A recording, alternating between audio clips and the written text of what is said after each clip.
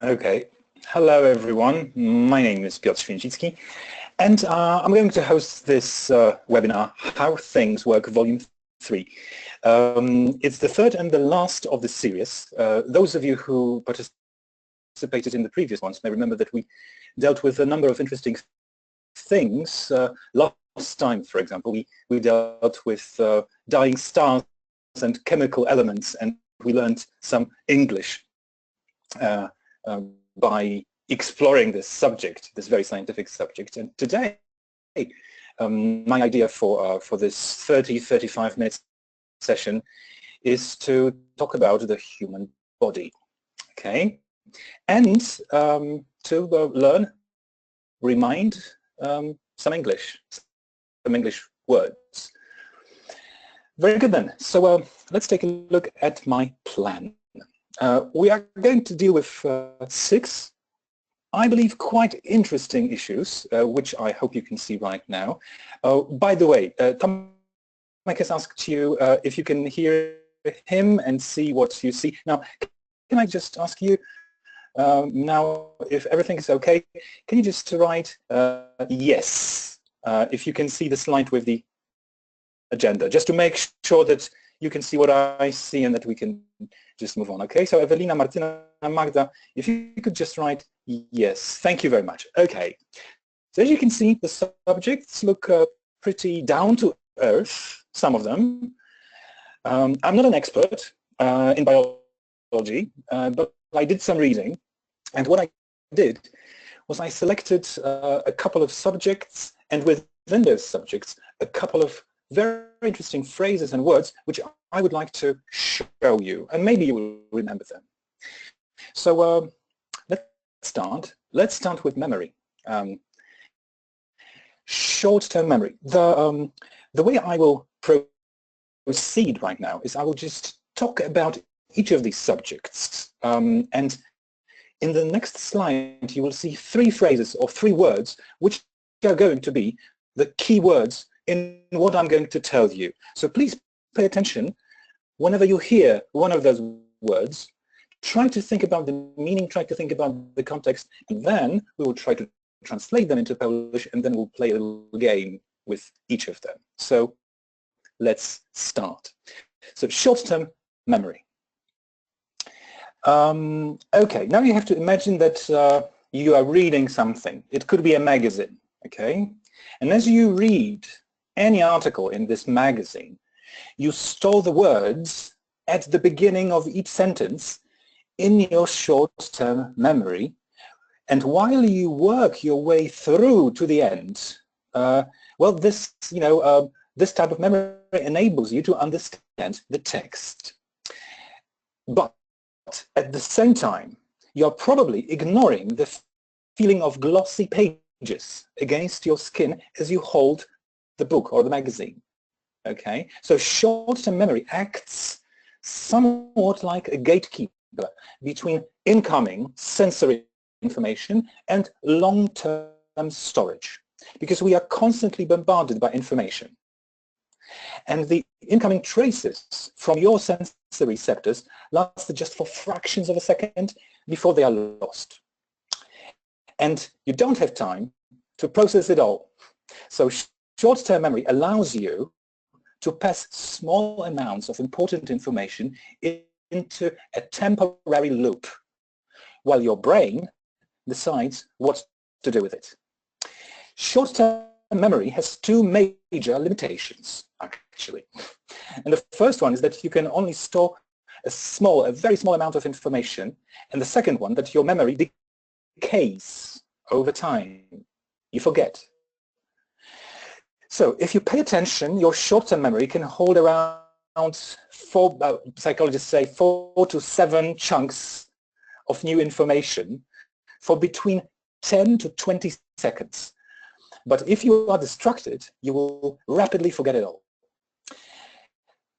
Another thing to remember is that rehearsing the information inside your head effectively resets the timer and restarts the memory loop, allowing you to extend this time. Okay, so there's just one more thing, very important. there's a part of our brain which is called the hippocampus. And this part of the brain decides which bits are important enough to be committed to long-term storage, and others are just, quickly forgotten. All right, so let's test our short-term memory now. These are the keywords I want you to remember: a temporary loop, memory decays, and hippocampus. But maybe we could just focus on the two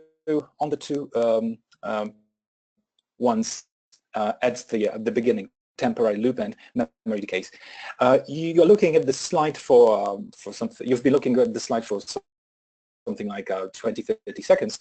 Now I'm going to close it, and we'll see if you can remember what those words are in English. Okay, so can I ask you to work on the chat and provide the answer to the first question?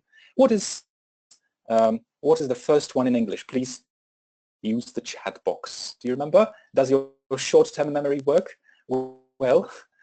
Okay, we will see in a moment. I can see very good answer. Memory decays, that's true, Martina. Okay, but this is temporary loop. That's very good. Temporary loop. Lots of answers here. What about the second one? I think Martina has already given the answer, right? Can you remember what the second one is? We've got temporary loop number 1, and what's the second one? Memory decays. Your memory hasn't decayed much. Maybe that's a proof that short-term memory works in your brains. Now, do you remember so congratulations. I think it all depends is in the hands of your hippocampuses. Okay, if you store memory loop and memory decays,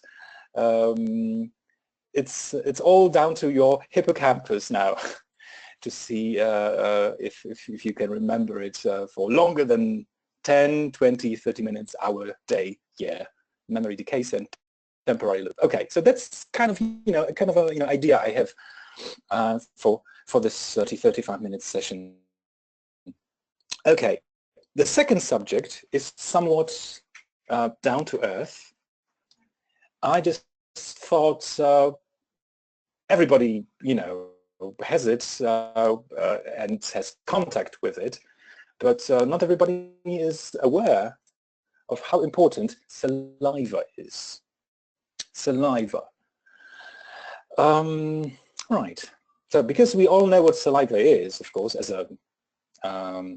as something we have in our bodies, let's try to work it out. These are the key words. Let me just tell you about saliva. If you don't know, this should be important. Right. So what's its role in the human body? I think it goes like this. Humans, you and me, we produce incredible amounts of saliva each day, something like 2 liters even. And well, this is no surprise that saliva is made 99.5% of water. So you may think, how is it able to perform so many important functions in our mouths? And the answer lies in the remaining 0.5%. Because this part of saliva contains a number of enzymes, proteins, minerals, and bacterial compounds.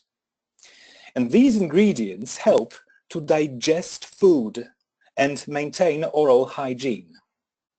So as soon as food enters your mouth, saliva enzymes starts to break it down into smaller components, and it also provides lubrication to enable even the driest snack to slide inside down your throat. So saliva is also important in oral health, of course. It's not only something that helps digest food, but you surely know this. It helps to protect teeth from decay, and it controls bacterial levels in the mouth to reduce the risk of infection, for example. And what's surprising, this is something I wasn't aware of actually, that saliva can also speed up healing. So, you know, if you have a cut in your hand and it gets better, this is healing process, right? So saliva can speed up healing. Many animals do it instinctively, you know. They lick their wounds, right? But it turns out there is also a benefit to humans for licking their wounds. I'm not asking you to try, but I guess there was a study that that kind of proved it, that saliva can speed up healing process in some wounds at least. So just to finish off, without sufficient saliva, also your tongue and lip movements wouldn't be as smooth as you would like them to be, and probably in extreme cases you wouldn't be able to speak at all without saliva. So so I guess that's kind of interesting, but it's not the end, because you may also know that saliva contains, and this is really, really important and surprising, contains your entire genetic blueprint. So I don't know if you know this guy, Brian Cox, Professor Brian Cox. He's a physicist, and he has this show, Wonders of Life. And I remember that in one of the episodes, he conducted an experiment. He isolated his DNA using just a test tube, his own saliva, washing up liquid, and some salt and vodka. If you would like to Google it, just Google Brian Cox DNA and experiment something like this, and you can see how easy it is. Right. What's else? What's else to say? I think that even tiny amounts of saliva are equivalent to less than half. Yeah, it's just it goes like this. Even a teardrop of saliva can provide workable DNA. So you don't need much. And it's also very versatile. I mean, saliva, in terms of DNA, you know, blueprints and stuff like this, because it can be frozen and thawed many times without actually breaking down. So that's all I have to say about saliva. That's all I remember. Helps to digest food, maintains oral hygiene, and if you want to you know, do some DNA isolation, you can do it many times, multiple times, because it can be frozen and thawed. Okay, so I guess you already know what these words are: digest food, maintain hygiene, and frozen and thawed. Okay, so let's use your short-term memory one more time. This time there will be a little surprise in the next slide. Okay, and if we could do this one by one, okay, one by one, that would be great. So please use your chat box now. Okay, what's the answer to the first question? Okay, let's see who was first. Digest food. Thank you very much, Evelina and Magda and many others. I can see some answers for number 2. Please give me more. Please give me more. Thank you very much, Evelina and Magda. Okay. That's digest food and maintain hygiene. Okay. Okay. What about number 3? Number 3. Something was something like ice, and then was something like water, right? And okay. Frozen and thawed. Dorota, Alina, Elżbieta, thank you very much. Now, what about number 4? That's from the previous batch. Okay. What's number 4? Has your memory decayed? No, it hasn't. Oh, I'm sorry, I don't have answers for this one. Somehow this slide got lost.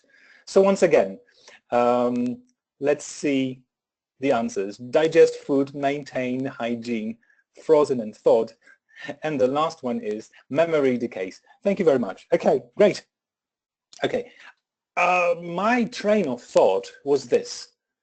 Okay, saliva, digesting food, oral hygiene, DNA, fine, but what about kissing?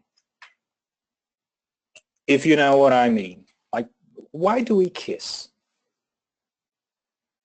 Have you ever wondered? Well, actually, there are several theories which explain the origins of kissing. Think of the last time you kissed someone. Okay, when was it? This morning, maybe?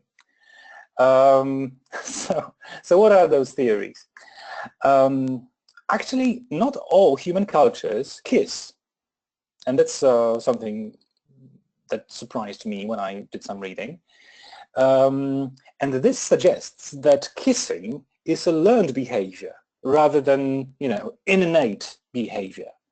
So one idea about kissing stems from our ancestors' practices of feeding babies directly from the mouth of the mother. Okay? So, yeah, so that's theory number 1, mothers feeding babies. There's another theory which suggests that kissing is something like a way of evaluation, who could be your potential mate. So, you're just checking the DNA of the person you're kissing. And coming into close contact lets you smell your partner's scent and, pick up on some subconscious clues about their genes. So, yeah, quite interesting, isn't it? And finally, some people believe that we kiss simply because it just feels good. And that's because our lips are densely packed with nerve endings, okay, which make kissing so intensely pleasurable. Okay, so that's kissing, stemming from our ancestors' practices. So, people before us, you smell your partner's scent, and you taste his or her DNA, right? And well, lips are just densely packed with nerve endings. Okay, you can see the translations now. Okay, have a quick look.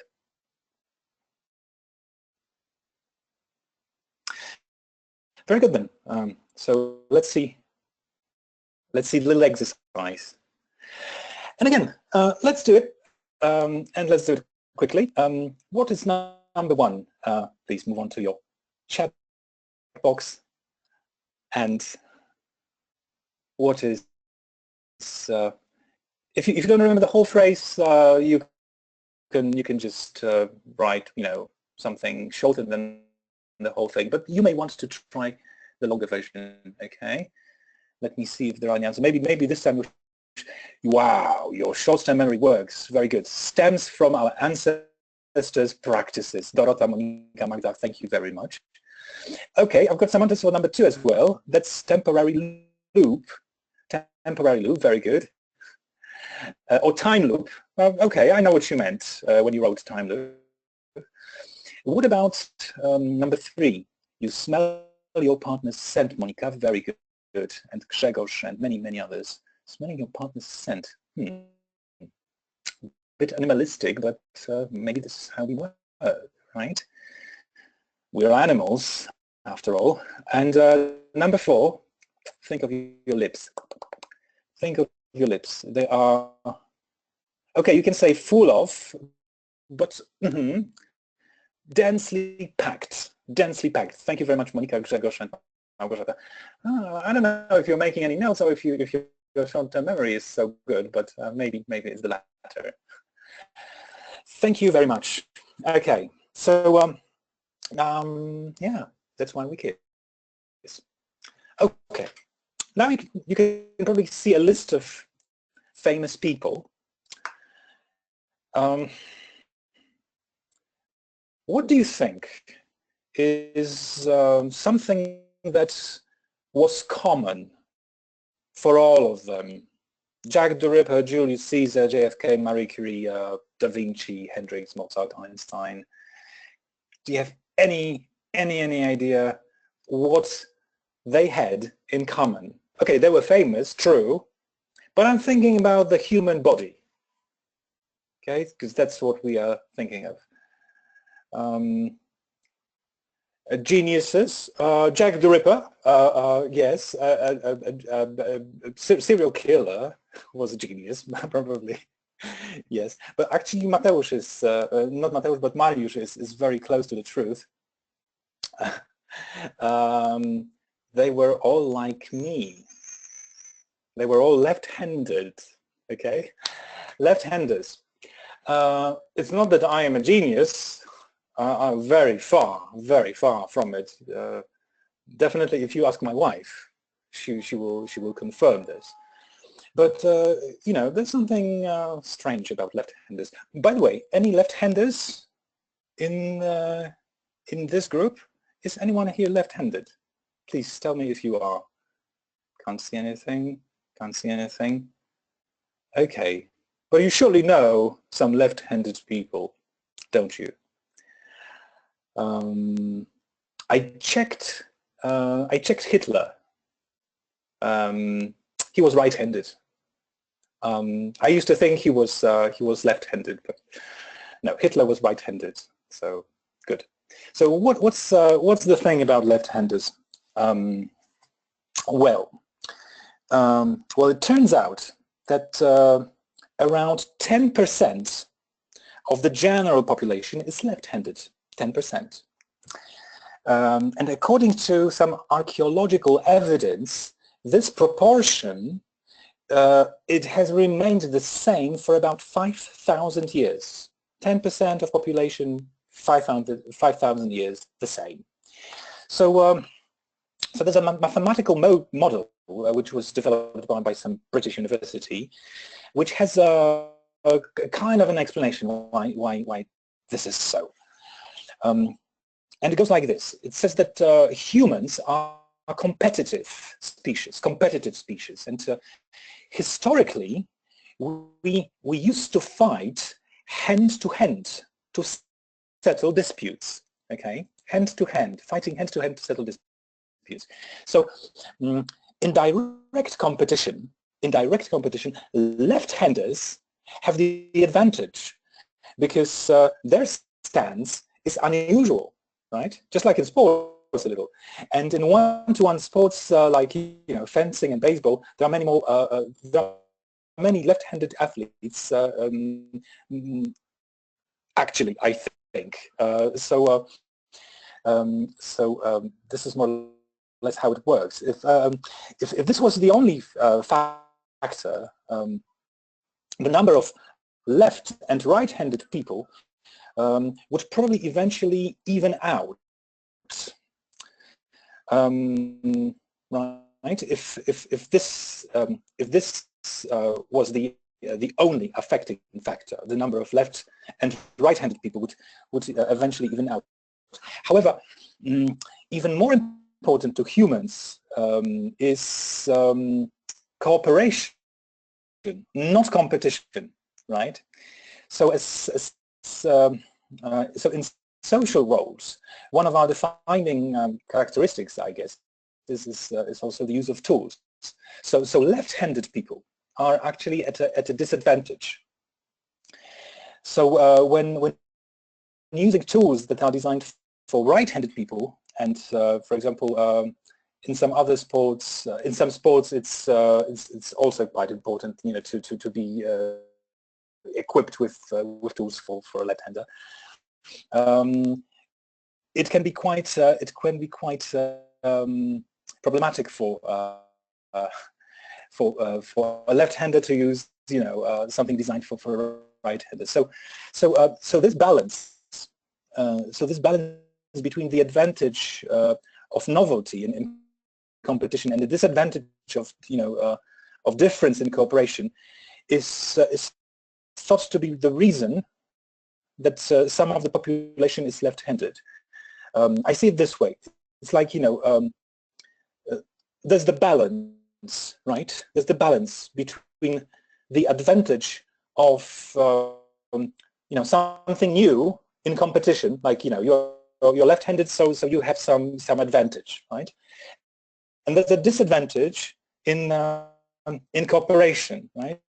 So this is why, the proportion is such, and maybe it should be this way.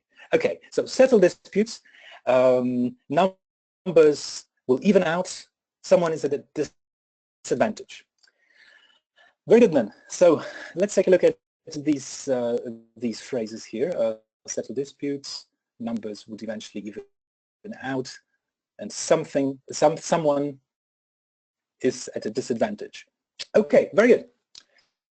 So what do you say for number one? What do you say for number one? What is it? Settle disputes. Thank you very much, Magda. Settle disputes. Excellent. And many, many others. What about numbers? What do they do? They even out. Evelina, Monica, Magda. Excellent. And someone is having, something like, some difficulties. What's this? Someone is at a disadvantage. Thank you very much. Someone is at a disadvantage. And what about the question from the saliva story? Do you remember? The saliva story was definitely exactly smelling partners, scent.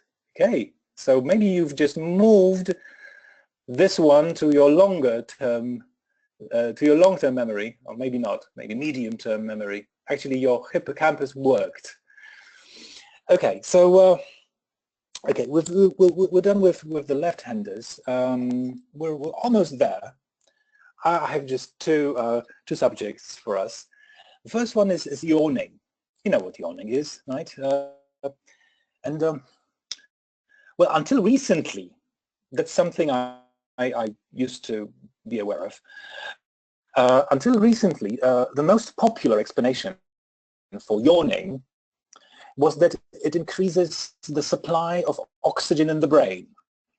Yeah, so we just intake a lot of oxygen. Our brain needs oxygen, but recently, I think there is more and more evidence to suggest that yawning has more to do with temperature rather than oxygen. Because as the brain temperature rises, the concentration and the memories suffer. And a number of tests in humans and animals have shown that yawning is linked, well, just to heat, and increases when our brain gets too warm. It's like, the fan in your computer, right?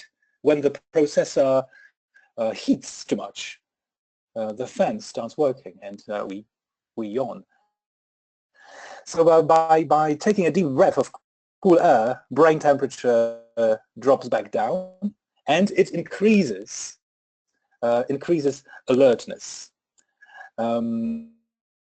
Okay, so that's why we yawn, right? We want to be alert one more time, so we just cool down our processor. Okay, supply of oxygen has more to do with X than Y, to increase alertness. So I'm going to increase your alertness now by asking you to do this little task. Very good then. So, right. What's number one? What does your short-term memory? Supply of oxygen. Very good, Evelina. Right. You're my favorite students today. You're the fastest, I think. Okay, what about number 2? Something has, okay, I'm not spoiling this, test yourselves. Okay, has more to do with X than Y. Thank you very much, Magda. Right. Okay, what about number 3? Do you remember? Well, the first part is increasing or increase, yeah, but what about the second part? Alertness, very good. Alertness. And one word from the past, not long past, but number 4. I've got lots of good answers here, I think. Let me just check. To be at a disadvantage. Beautiful. Thank you, Martyna, Grzegorz, and Małgorzata, and Elżbieta, and well, a couple of others. Right. So almost there. So yawning is one thing, right? Good. What about hiccups? They can be quite troublesome, right? I hate them, actually. So I did some reading, and this time we'll have a couple of medical words. I'm not sure if you will use them in the future or not, but I just thought maybe one day they will be necessary for something. Maybe you'll be reading something, and this may work pretty well. So right, hiccups. Why do we hiccup? Well, there are. Let's take a step back. Okay, I think there are like 100, something like 100 physiological reasons which can set hiccups off. But the most common one is the expansion of stomach acid into the esophagus. If you don't know what esophagus is, you have to wait a little. I'll show you what it is in a moment. Okay. Or maybe we could do it differently. Maybe I could just show you the words, okay, because they're kind of difficult. Okay. So expansion of the stomach acid in the into the esophagus. So after this, then it could be, for example, irritation of the throat. And some nerves in the diaphragm, for example. So the mechanism of hiccup usually involves a strong contraction. If you remember the last time you hiccuped, right? Your diaphragm strongly contracted, right? And neck muscles and some other surrounding muscles contracted as well. So just after the contraction begins, we start to inhale, right? At which point the glottis, which is a kind of a fleshy trapdoor which separates the food and the air tubes in your throat, shuts off. It shuts off the windpipe, actually, and this is the thing that produces the noise, right? The shutting of the windpipe. What it does is the glottis. And this produces the noise, the hic noise. So scientists are trying to find the purpose of hiccups. That's for sure. There's a theory that they may even have been useful, again, for our ancestors. I think it goes like this: standing on 2 legs gives us the advantage of using gravity to help digest our food. Right? Gravity takes care of it. It goes down.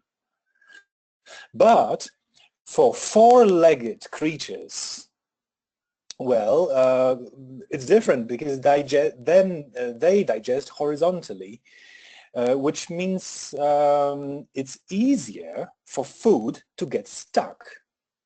Doesn't make sense. Okay, so we were once 4-legged creatures. Maybe there was hiccup. It stayed.